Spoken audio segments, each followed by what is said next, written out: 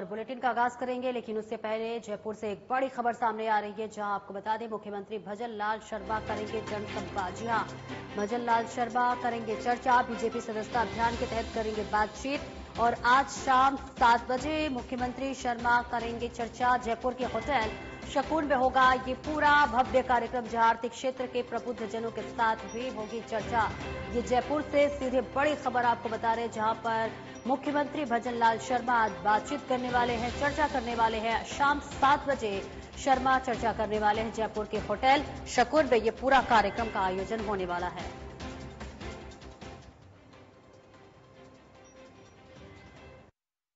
और मुख्यमंत्री भजन लाल शर्मा ने शुक्रवार को बांसवाड़ा के उमराई स्थित त्रिपुरा सुंदरी मंदिर में विधिवत पूजा अर्चना की। उन्होंने माता के दर्शन कर प्रदेश की सुख समृद्धि एवं खुशहाली के लिए कामना की। और इससे पहले मुख्यमंत्री शर्मा का तलवाड़ा हेलीपैड पर जनप्रतिनिधियों और अधिकारियों ने पुष्पगुच्छ भेंट कर स्वागत किया। इस मौके पर जनजातीय मंत्री बाबूलाल खराड़े सहित स्थानीय जनप्रतिनिधि और अधिकारी उपस्थित रहे।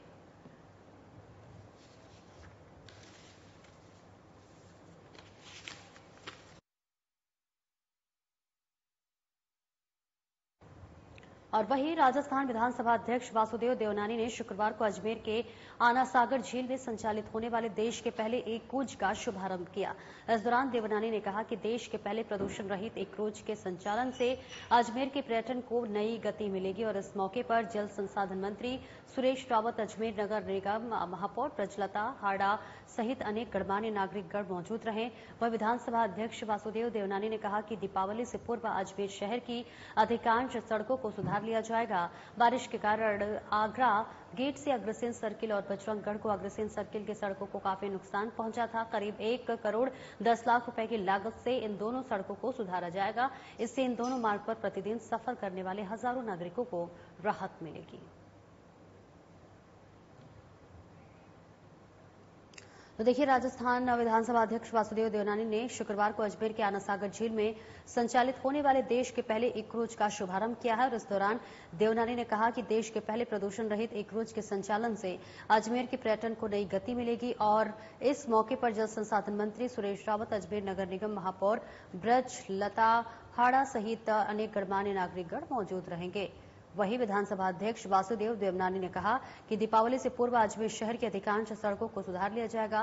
बारिश के कारण आगरा गेट से अग्रसेन सर्किल और बजरंगगढ़ से अग्रसेन सर्किल की सड़कों को काफी नुकसान पहुंचा था। करीब 1 करोड़ 10 लाख रुपए की लागत से इन दोनों सड़कों को सुधारा जाएगा और इससे इन दोनों मार्गों पर प्रतिदिन सफर करने वाले हजारों नागरिकों को राहत मिलेगी।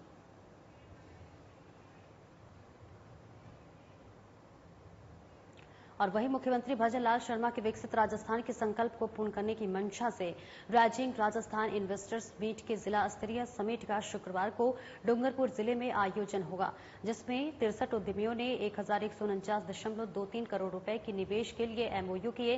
जिला प्रशासन, उद्योग विभाग और रिको के संयुक्त तत्वाधान में एक होटल में आयोजित कार्यक्रम में जिला कलेक्टर अंकित कुमार सिंह, लघु उद्योग भारती के प्रदेश महामंत्री योगेंद्र शर्मा, प्रवासी राजस्थानी उद्यमी विनोद जोशी उपस्थित रहे। इस दौरान जिला कलेक्टर अंकित कुमार सिंह ने जिले में बड़े स्तर पर इन्वेस्टमेंट के लिए किए गए एमओयू के लिए निवेशकों को आभार व्यक्त किया। उन्होंने कहा कि निवेश को बढ़ावा देने और जिले में विकास को नए आयाम देने के लिए प्रशासन औद्योगिक इकाइयों को हर संभव सहायता प्रदान करेगा। इस मौके पर उन्होंने डूंगरपुर जिले में औद्योगिक क्षेत्र में संभावनाओं की जानकारी देते हुए बताया कि इस निवेश से जिले के युवाओं को रोजगार उपलब्ध हो सकेगा।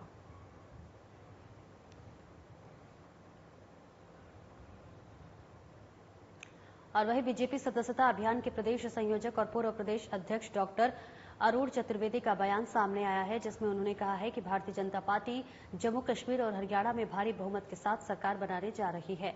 और वहीं राजस्थान के 7 विधानसभा में आगामी उपचुनाव में भी सभी सीटों पर जीत दर्ज कराएगी। और इसी के साथ डॉक्टर चतुर्वेदी ने सदस्यता अभियान की चर्चा करते हुए कहा कि बीजेपी के कार्यकर्ता सरकार के कार्यों को लेकर जनता के बीच जा रहे हैं और इससे बीजेपी का जनाधार बढ़ रहा है। वहीं डॉक्टर अरुण चतुर्वेदी ने कहा कि उपचुनाव वाली सभी 7 सीटों से पिछले चुनाव में बीजेपी के पास 1 सीट थी और 6 सीटों पर कांग्रेस सहित अन्य पार्टियों के जनप्रतिनिधियों चुने गए थे। बीजेपी अपनी 1 सीट पर तो जीत दर्ज कराएगी ही और इसके साथ ही शेष 6 सीटों पर भी कमल खिलाकर अपने खाते में डालेगी।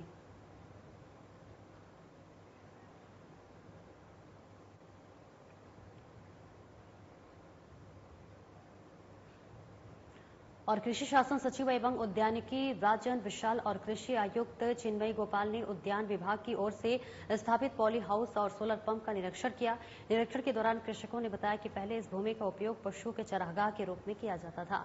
जानकारी और प्रशिक्षण के बाद पॉली हाउस लगाया। पॉली हाउस लगाने से खीरा, शिमला मिर्च, टमाटर आदि की उत्पादन क्षमता में वृद्धि होने से आर्थिक लाभ प्राप्त किया जा रहा है, जिससे कृषकों के आर्थिक और सामाजिक स्तर में सुधार हुआ है।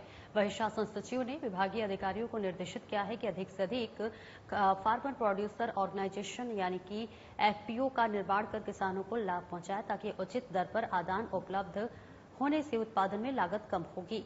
इस दौरान निरीक्षण से कृषि अतिरिक्त निदेशक डॉक्टर सुवलाल जाट और सहित बांसवाड़ा के विभागीय अधिकारी उपस्थित थे।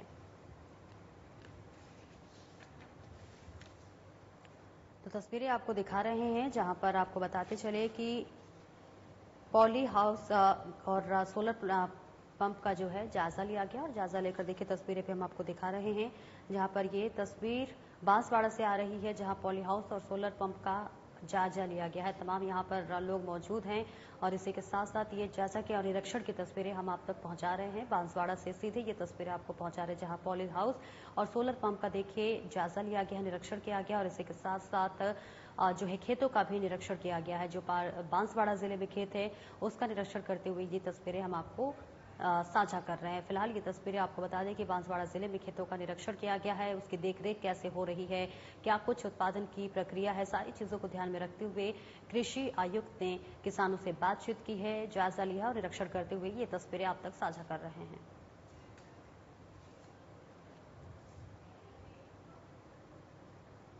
और वही संसदीय कार्य मंत्री जोगाराम पटेल ने शुक्रवार को जोधपुर विकास प्राधिकरण की ओर से करवाए जा रहे सतलाना माधोपुरा तिराहा राजौर गांव सड़क तक निर्माणाधीन कार्य का अवलोकन किया। बता दें कि जोधपुर विकास प्राधिकरण की ओर से 6.5 किलोमीटर तक का सड़क निर्माण कार्य 2.70 करोड़ की लागत से करवाया जा रहा है। इस दौरान मंत्री जोगाराम पटेल ने कहा कि मुख्यमंत्री भजन लाल शर्मा के नेतृत्व में प्रदेश सरकार प्राथमिकता के साथ राज्य में सड़क तंत्र के सुदृढ़ीकरण के लिए कार्य किए जा रहे हैं। साथ ही क्षेत्रीय विषमताओं को ध्यान में रखकर अवसंरचनात्मक विकास के कार्य करवाए जा रहे हैं। इससे प्रदेश में तीव्र और औद्योगिक विकास का मार्ग प्रशस्त होगा।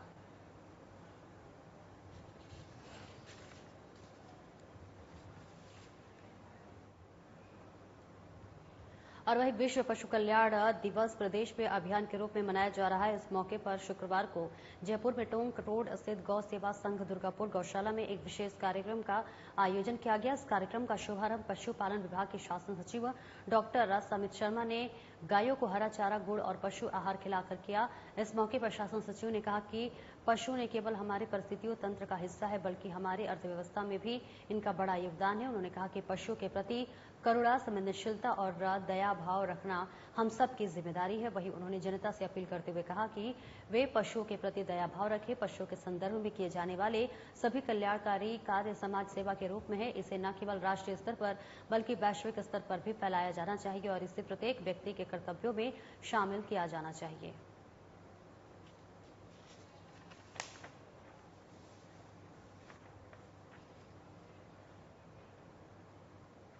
और खेल मंत्री राज्यवर्धन सिंह राठौर और भीम विधायक हरि सिंह रावत ने शुक्रवार को राजसमंद जिले के भीम में 68वीं राज्य स्तरीय साइकिलिंग प्रतियोगिता का शुभारंभ किया। इस मौके पर उन्होंने युवाओं के उत्साह और क्षमता की सराहना करते हुए फिटनेस से लेकर स्किल डेवलपमेंट तक हर क्षेत्र में अग्रणी रहने के लिए आह्वान किया। और वहीं मंत्री राठौर ने कार्यक्रम के दौरान उपस्थित प्रतिभागियों और दर्शकों को संबोधित करते हुए कहा कि युवा शक्ति देश का भविष्य है और उनके उत्तम स्वास्थ्य और उज्जवल भविष्य के लिए फिटनेस का विशेष महत्व है। उन्होंने प्रतियोगिता में हिस्सा लेने वाले सभी खिलाड़ियों को शुभकामनाएं देते हुए कहा कि स्वस्थ और फिट युवा ही समाज की प्रगति में अहम भूमिका निभाते हैं।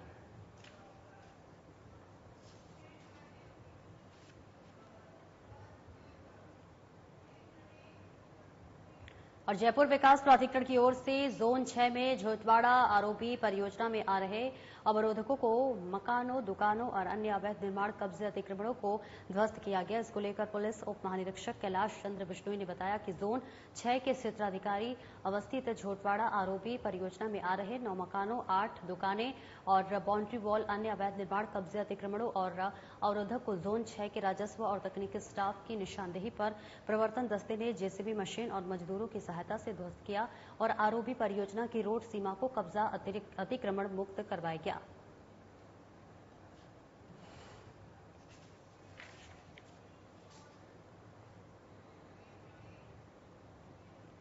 और अररिया क्षेत्र के नसिया तिराहे स्थित निजी क्लिनिक में शुक्रवार को 14 माह के मासूम बच्चे के इलाज से हुई मौत के बाद चिकित्सा विभाग ने दवा उपकरण आदि जब्त कर निजी क्लिनिक को सीज करने की कार्रवाई की है। वहीं रेड्डी सीएचसी प्रभारी ने अवैध क्लिनिक पर 4 लैबों के खिलाफ जालसाजी का मामला दर्ज करवाया है। वहीं बीसीएमएचओ डॉक्टर रामस्वरूप मीना ने बताया कि नसिया चौराहा स्थित निजी क्लिनिक की ओर से एक 14 माह के बच्चे को इंजेक्शन लगाया गया था, जिसके कुछ समय बाद वो मर गया। घटना की जानकारी पर रेड्डी बीसीएमएचओ ने 4 सदस्यीय दल से बच्चे के मरने की घटना की जांच करवाई है और जांच के दौरान परिजनों ने कृष्णा चाइल्ड हॉस्पिटल पर गलत इलाज का आरोप लगाया और जांच रिपोर्ट के बाद रेड्डी बीसीएमओएचओ डॉक्टर आरएस मीणा ने रेड्डी तहसीलदार के साथ मिलकर निजी क्लिनिक के सामान को सीज कर थाने को सुपुर्द किया। वहीं इस दौरान drugs inspector Vishnu Sharma, doctor Deepak Sharma, Ghanshyam Sharma सहित अन्य मौजूद रहे। वहीं लैबों की सीज की कार्रवाई भी की जाएगी।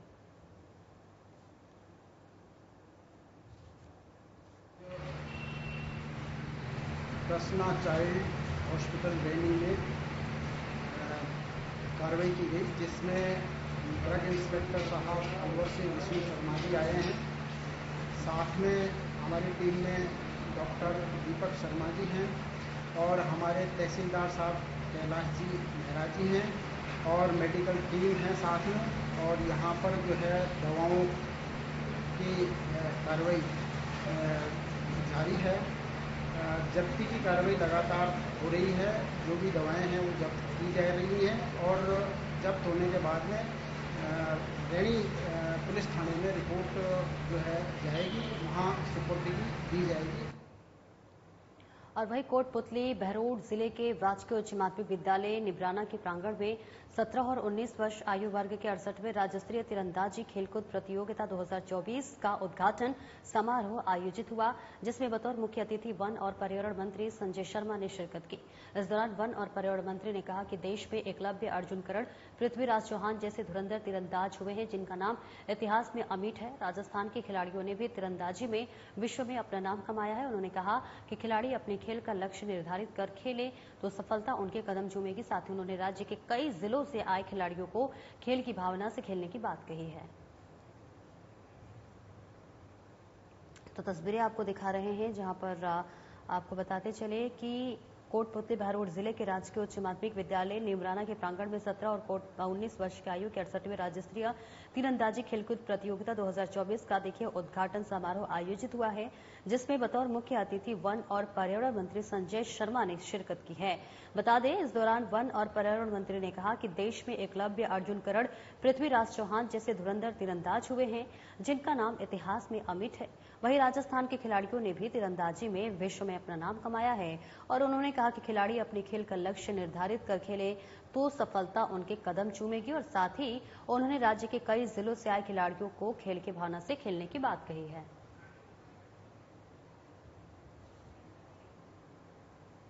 और जयपुर में विश्व मानसिक स्वास्थ्य सप्ताह के तहत 4 अक्टूबर से आगामी 10 अक्टूबर तक कई कार्यक्रमों का आयोजन किया जाएगा, जिसके तहत जयपुर इकाई की ओर से मनोचिकित्सा केंद्र जयपुर में राष्ट्रीय मानसिक स्वास्थ्य कार्यक्रम का फीता बांधकर शुभारंभ किया गया। तो वही कार्यक्रम में जिला नोडल अधिकारी डॉक्टर राजेश शर्मा, अधीक्षक डॉक्टर ललित बत्रा, विभागाध्यक्ष डॉक्टर आलोक त्यागी, डॉक्टर सुरेश गुप्ता समेत नर्सिंग स्टाफ उपस्थित रहे। और इसी के साथ कार्यक्रम में विश्व मानसिक स्वास्थ्य सप्ताह के बारे में जानकारी दी।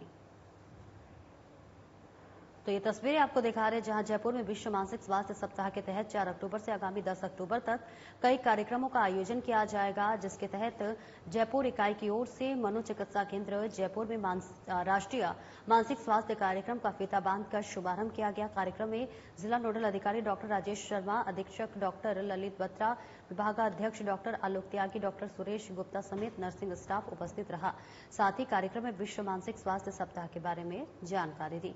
जयपुर से तस्वीरें आपको दिखा रहे हैं, जहां विश्व मानसिक स्वास्थ्य सप्ताह कार्यक्रम का आयोजन किया गया है और ये पूरा जो कार्यक्रम है वो 4 अक्टूबर से लेकर 10 अक्टूबर तक होंगे, जिसमें जिला नोडल अधिकारी डॉक्टर राजेश रहे मौजूद। तस्वीरें आप तक दिखा रहे हैं जहां तमाम अधिकारी देखे मौजूद हैं और ये जो है विश्व मानसिक स्वास्थ्य सप्ताह कार्यक्रम के आयोजन के लिए यहाँ पर लोगों की मौजूदगी है और ये जो कार्यक्रम है भव्य कार्यक्रम 4 अक्टूबर से 10 अक्टूबर को होने वाले हैं और इस बीच इस पूरे कार्यक्रम में जिला नोडल अधिकारी की भी मौजूदगी है। जिला नोडल अधिकारी डॉक्टर राजेश इस पूरे कार्यक्रम में मौजूदगी के साथ शोभा बढ़ाते हुए नजर आए। फिलहाल ये तस्वीरें आपको दिखा रहे हैं जहां पर जयपुर में विश्व मानसिक स्वास्थ्य सप्ताह के तहत 4 अक्टूबर से आगामी 10 अक्टूबर तक कई कार्यक्रमों का आयोजन होने वाला है, जिसके तहत जयपुर इकाई की ओर से मनोचिकित्सा केंद्र जयपुर में राष्ट्रीय मानसिक स्वास्थ्य कार्यक्रम का फीता बांधकर शुभारंभ किया गया है।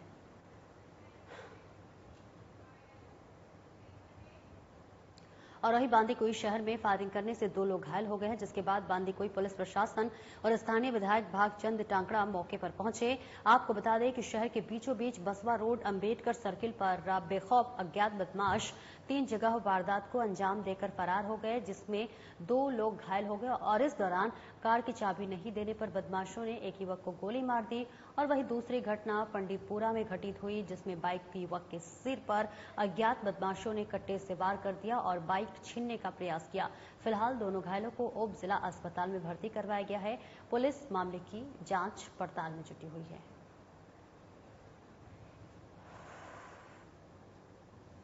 बांदीकुई शहर में फायरिंग करने से देखिए 2 लोग घायल हो गए, जिसके बाद बांदीकुई पुलिस प्रशासन और स्थानीय विधायक भागचंद टाकड़ा मौके पर पहुंचे हुए हैं। आपको बताते चले कि शहर के बीचों बीच जो है बसवा रोड अंबेडकर सर्किल पर बेखौफ अज्ञात बदमाश 3 जगह वारदात को अंजाम देकर फरार हो गए, जिसमें 2 लोग घायल हो गए हैं और इस दौरान कार की चाबी नहीं देने पर बदमाशों ने एक युवक को गोली मार दी। ये घटना आपको बता रहे हैं जहां ये पूरी घटना पंडितपुरा में घटित हुई है, जिसमें बाइक युवक के सिर पर अज्ञात बदमाशों ने कई बार कर दिया। काम करके घर जा रहा था, 4 जने आए। कौन सा गाँव है? अनंतपुरा जा रहा था तू? पंडितपुरा से बांदीकुई से घर जा रहा था, अनंतपुरा पंडितपुरा होकर पंडितपुरा स्कूल के पास में 4 जने आए मोटरसाइकिल से, गाड़ी आगे लगा के सीधी बिंदु की मतलब मेरे माथे में मारी है। फिर उसके बाद में चाबी छीनने को, चाबी मैंने नहीं दी लेकिन जेब में के पर्स लेके चिल्लाने लग गया, फिर छोड़ के भग गए पर्स में थे। और इस बीच सुमेरपुर से एक बड़ी खबर सामने आ रही है, जहां चोरी की घटना सामने आई है। जी हां, थाना क्षेत्र के नोभी गांव में चोरों ने 4 मकानों को निशाना बनाया है। ये बड़ी खबर सुमेरपुर से बता रहे हैं, जहां 4 मकानों के ताले तोड़कर चोरी की घटना को अंजाम दिया गया है। गुजरात और महाराष्ट्र में ये जो मकान मालिक रहते हैं, मकान मालिक के घर पर आने के बाद पता लगेगा कि घर में कितनी चोरी हुई है। फिलहाल चोरों ने हजारीमल, देवाराम, भंवरलाल, हरिशंकर ब्राह्मण के मकानों को निशाना बनाया। घरों से सोने चांदी के जेवरात और नकदी चोरी की मिल रही है जानकारी। फिलहाल ग्रामीणों की ओर से सूचना मिलने पर मौके पर पहुंची पुलिस। पूर्व में भी गांव में कई चोरी हो चुकी है, लेकिन अभी तक इसका खुलासा नहीं हो पाया है। नोई ग्राम पंचायत के वार्ड संख्या 2 की ये पूरी घटना आपको बता रहे, जहां थाना क्षेत्र के नोवी गांव में चोरों ने 4 मकानों को निशाना बनाया है और चारों मकान के ताले तोड़कर चोरी की घटना को अंजाम दिया गया है। सोने चांदी की भी देखिए ये खबर सामने आ रही है कि चोरी हुई है। हालांकि जो मकान मालिक है वो घर पर आने के बाद ही पता चलेगा कि कितनी चोरी हुई है, क्योंकि जो मालिक है वो गुजरात और महाराष्ट्र में रहते हैं। और आगे बढ़ते हैं, जयपुर के करौली जिले में करीब 1 सप्ताह पहले मंड रायल थाना क्षेत्र से 11वीं में पढ़ने वाली एक नाबालिग छात्रा का अपहरण कर रेप करने के मामले में पुलिस ने आरोपी युवक को गिरफ्तार कर लिया है। इसको लेकर एसपी ब्रजेश ज्योति उपाध्याय ने बताया कि घटना के संबंध में थाना मंड रायल निवासी 11वीं में पढ़ने वाली एक नाबालिग छात्रा के पिता ने रिपोर्ट दी कि 25 सितंबर की रात को उसकी बेटी नहीं मिल रही है। उसे जानकारी मिली है कि कुछ समय से आरोपी अपनी मध्य प्रदेश नंबर की बाइक से उनके घर के आसपास और कस्बे में चक्कर काटता रहता है और आरोपी उनकी बेटी को बहला फुसलाकर और धमकियां देकर भगा ले गया है। रिपोर्ट पर पॉक्सो एक्ट में मुकदमा दर्ज कर जांच शुरू कर दी गई है। वहीं तत्परता दिखाते हुए पुलिस ने आरोपी को गिरफ्तार कर लिया है। फिलहाल पुलिस आरोपी से पूछताछ कर रही है।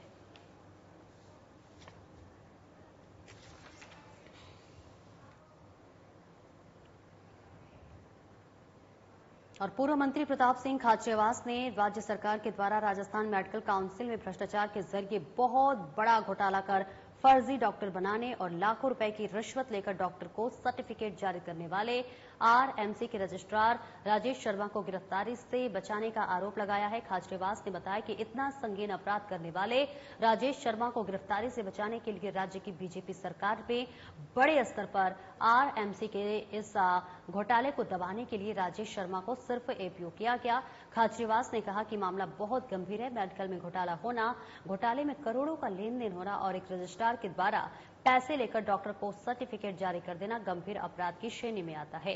राज्य की बीजेपी सरकार को यह बताना चाहिए कि राजेश शर्मा को किसके इशारे पर बचाएगी और इतने बड़े घोटाले पर राज्य की बीजेपी सरकार पर्दा क्यों डालना चाहती है। खाचरेवास ने कहा कि बीजेपी सरकार की कथनी और करनी में अंतर है। फर्जी डॉक्टर बनने के इस घोटाले की पूर्ण जांच करने के लिए रजिस्ट्रार राजेश शर्मा को तुरंत गिरफ्तार करके पूरे घोटाले की सच्चाई सामने लानी चाहिए।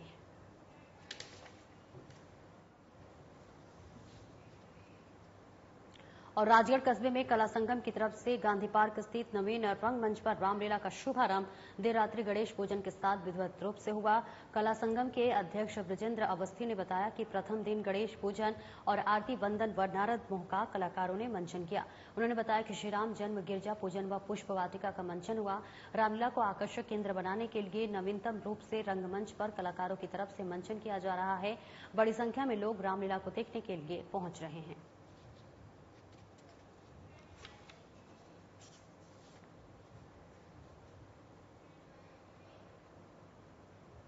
और मानसून सत्र 2024 के दौरान कमांडेंट राजेंद्र सिंह सिसोदिया के निर्देशन में एसडीआरएफ की रेस्क्यू टीमों ने 287 रेस्क्यू ऑपरेशन पर 606 व्यक्तियों के साथ 115 बेजुबानों पशुओं को जो है सुरक्षित रेस्क्यू कर नदी नालों में पानी के तेज बहाव में बहे एवं कुओं बावड़ियों आदि में डूबे 235 व्यक्तियों के शवों को तलाश करने में सफलता हासिल की है। एसडीआरएफ के कमांडेंट सिसोदिया ने बताया कि राज्य में संभावित वर्षा एवं बाढ़ से होने वाली आपदा की स्थिति में आपदा राहत एवं बचाव कार्य के लिए राज्य आपदा प्रतिसाद बल के बेंच मुख्यालय पर स्थित 8 कंपनियों की 51 रेस्क्यू टीमों को 31 जिलों में नियोजित किया गया और इन रेस्क्यू टीमों द्वारा 25 जून से 4 नवंबर 2024 तक उनके निर्देशन में कुल 287 रेस्क्यू ऑपरेशनों को अंजाम दिया।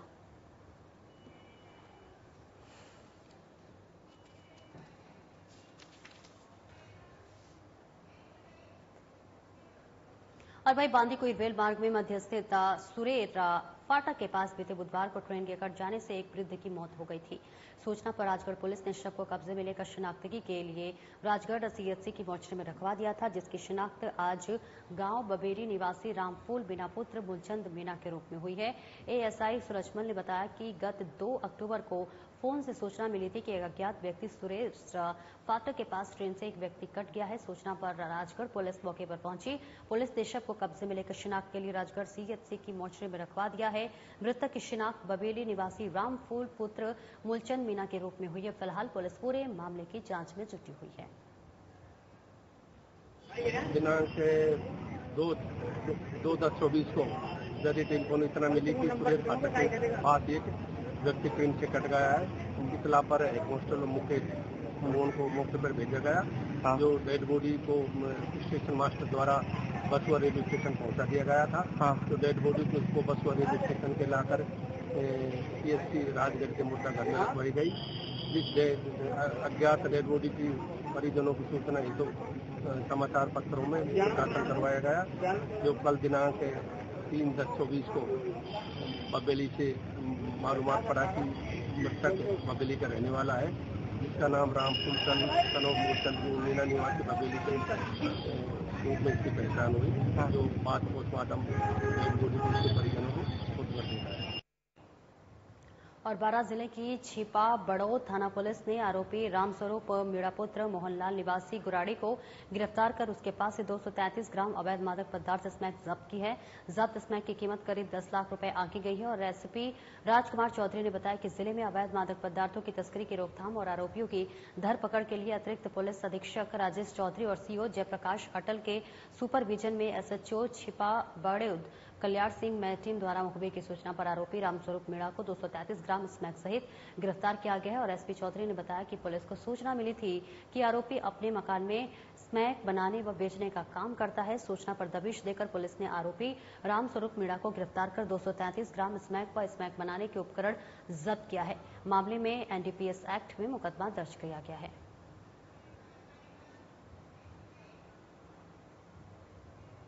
और फिलहाल इस बुलेटिन में इतना ही। दीजिए इजाजत। नमस्कार।